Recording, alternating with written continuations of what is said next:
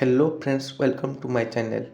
उभय पुरुष ओ नारी ଏହି ସବୁ ନିହାତି ଜାଣି ରଖିବା କଥା। 1 ନମ୍ବର, କଥା କଥାରେ ମିଛ କହିବା ଅମଙ୍ଗଳକାରୀ ହୋଇଥାଏ ଏବଂ ଧନହାନି ସହ ଆର୍ଥିକ ସମସ୍ୟା ଦେଖାଦିଏ। 2 ନମ୍ବର, ଯେଉଁ ଗୃହରେ ସ୍ୱାମୀ ସ୍ତ୍ରୀ ପରସ୍ପରଙ୍କୁ ସମ୍ମାନ କରନ୍ତି ନାହିଁ, ସବୁବେଳେ ଝଗଡ଼ା କରନ୍ତି, ସେହି ଗୃହରେ ମା ଲକ୍ଷ୍ମୀଙ୍କର କୃପା ହୋଇନଥାଏ। ସବୁବେଳେ ଅଭାବ ଅନଟନ ଲାଗି ରହେ।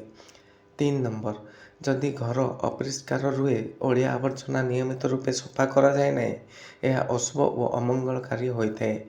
ଏହି ଘରେ ମା ଲକ୍ଷ୍ମୀ ଅଲକ୍ଷ୍ମୀଙ୍କର ବାସ ହୋଇଯାଏ, ଯାହା ଯୋଗୁଁ ଘରେ ଧନ ସମ୍ପତ୍ତି ସମ୍ବନ୍ଧୀୟ ସମସ୍ୟା ହୋଇପାରେ। 4 ନମ୍ବର, ଘର ଝାଡ଼ୁକୁ ମା ଲକ୍ଷ୍ମୀଙ୍କର ପ୍ରତୀକ ଜଣାଯାଏ।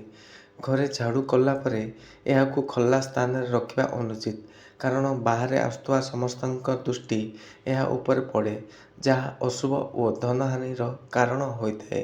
ତେଣୁ ଝାଡ଼ୁକୁ ଲୁଚାଇ ରଖିବା ଉଚିତ।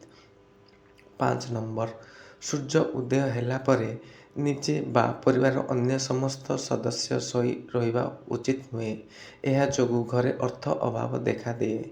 6 ନମ୍ବର, ଘରକୁ ଆସିଥିବା ଅତିଥିକୁ ଯଦି ଆଦର ସତ୍କାର କରାଯାଏ ନାହିଁ, ତେବେ ଏହା ଅଶୁଭ ହୋଇଥାଏ ଏବଂ ଏହା ସହ ଧନହାନି ଦେଖାଦିଏ। ମା ଲକ୍ଷ୍ମୀଙ୍କର କୃପା ପ୍ରାପ୍ତ ହୋଇନଥାଏ।